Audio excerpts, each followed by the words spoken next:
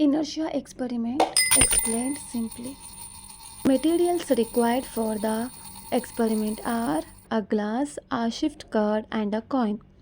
First, place the glass on the table. Put a card on the top of the glass. Now, place a coin on the center of the card. Pull the card with quick flick. Coin should fall into the glass. Watch the coin drop straight into the glass. Why did that happen? It's because of inertia.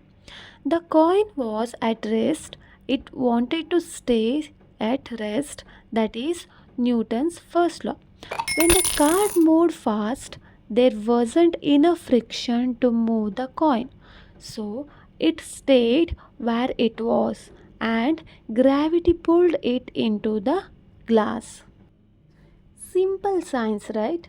Try it yourself and don't forget to like and subscribe for more. Thank you.